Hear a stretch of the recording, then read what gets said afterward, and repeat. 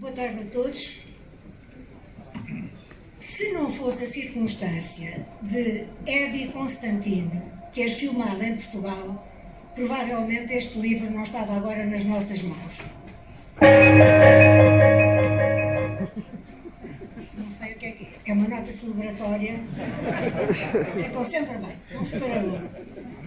Mas quem é Eddie Constantine, perguntará uma grande parte dos presentes.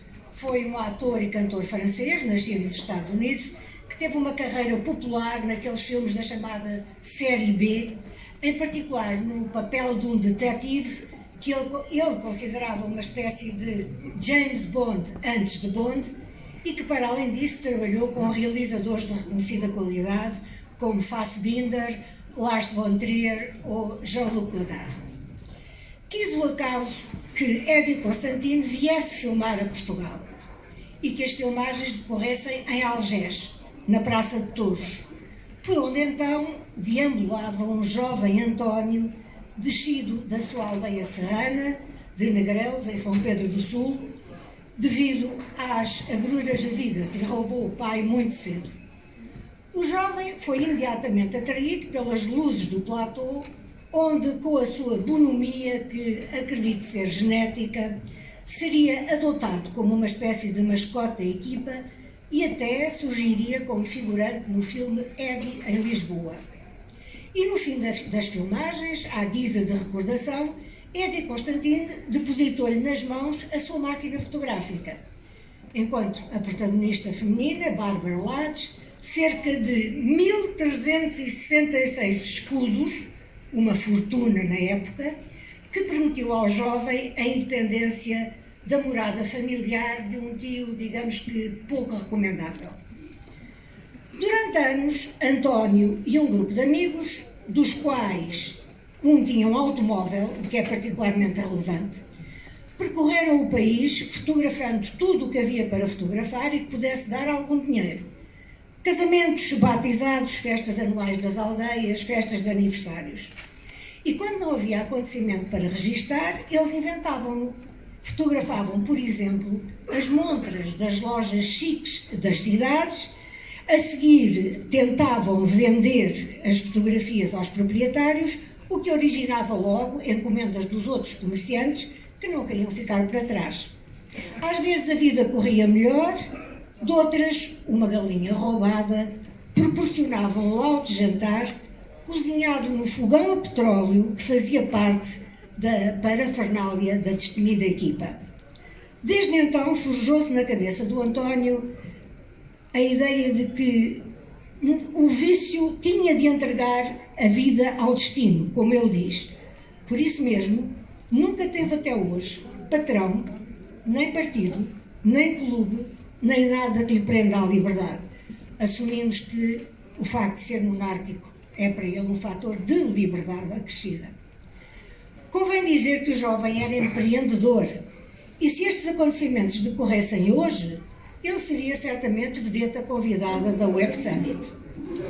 Mais tarde, já estabelecida em Lisboa, um dia viu-o a jantar num restaurante onde tinha os seus hábitos, a Quinta de São Vicente, ali para os lados de Telheiras, de que alguns se lembrarão, um Eusébio recém-chegado a Portugal, assim como um numeroso grupo de madeirenses de visita à capital, manifestamente excitados pela presença da pantera moçambicana, já então famosa. O António abordou Eusébio e explicou-lhe que os madeirenses estavam doidos para tirar uma fotografia com ele. Embora muito tímido, o jovem acedeu aos argumentos persuasivos do nosso jovem fotógrafo, que foi dar a boa nova aos madeirenses. Estes exultantes levantaram-se imediatamente em grupo, começando a rodear Eusébio. Mas o nosso jovem empreendedor travou-lhes os ímpetos. Não, isto para ficar como deve ser, tem de ser um de cada vez. O que lhe permitiu, graças à paciência do Eusébio e para júbilo dos excursionistas, cobrar uma foto individual a cada um naquilo que era uma espécie de selfie à Van Lalete. Nesses tempos, já passados em Lisboa, fez amigos como António Alçada Batista, José Cardoso Pires, Raul Soldado, também comensais da Quinta de São Vicente, e muitos outros que frequentavam, como ele, a Casa de Fados a Severa, no bairro Alto, onde estabeleceu grande proximidade com o Conde da Covilhã. Graças a este, a cobertura fotográfica dos casamentos, então de nível bem mais abastado, continuou, mas passou a fazer-se com frequência da avioneta. O resto foi uma longa e extremamente bem-sucedida carreira em que tocou todos os géneros, da reportagem à publicidade, até chegar aos livros. Primeiro, o arquiteto Hélder Carita, aqui presente, um dos grandes especialistas, se não o maior especialista de arte indo-portuguesa entre nós, com quem assinaria, por exemplo, Oriente e Ocidente nos interiores em Portugal e Tratado da Grandeza dos Jardins em Portugal. E depois, com Augusto Cabrita, então autor já famoso, cujas fotos tiradas após a ocupação de Goa muito o tinham impressionado. Cabrita convidou-o como coautor das fotografias do livro de Maria de Lourdes Modesto, Cozinha Tradicional Portuguesa, que continua a ser o livro mais vendido em Portugal até hoje. O que sente por esse mestre resume-o numa frase: foi a pessoa que mais amei na vida fora da minha família. Tendo explorado todos os géneros da fotografia, António iria deter-se no retrato geral, género no qual se tornou, como todos sabemos, e aqui testemunhamos hoje, uma referência. E é assim que chegamos a este livro. Magnífico, denso, comovente, irreverente, monumental e eterno ao mesmo tempo. Porque é tudo isso e muito mais que são as personagens aqui fotografadas e que nos dão uma visão do que foi Portugal nos últimos 40 anos. Muito do que eu poderia dizer sobre a fotografia e o retrato ficou escrito, e certamente bem melhor do que eu faria, no excelente prefácio de António Barreto, profundo conhecedor da fotografia, que vos recomendo vivamente. Deixarei por isso apenas algumas notas. Henri Cartier-Bresson, o grande fotógrafo francês, pioneiro do fotojornalismo e cofundador de uma das maiores agências do mundo, a Magnum, dizia que fotografar é colocar na mesma mira a cabeça, o olhar e o coração. E acrescentava que fotografar é uma atitude, um modo de ser, uma maneira de viver. Penso que, para o homem Cardoso, que afirma nunca ter querido ser um grande fotógrafo, mas reconhece ter tido sempre uma imensa sensibilidade para a luz, o retrato foi a melhor forma de procurar entender a humanidade e de estar bem com a vida, como ele gosta de estar. Folheando pela primeira vez este livro sem conseguir parar, é verdade que a minha foto é quase a última, tive uma estranha sensação de estar a percorrer a minha própria vida, talvez por reconhecer a maior parte dos retratados, por os ter entrevistado, por serem meus amigos, ou por, de alguma outra forma, ter interagido com eles.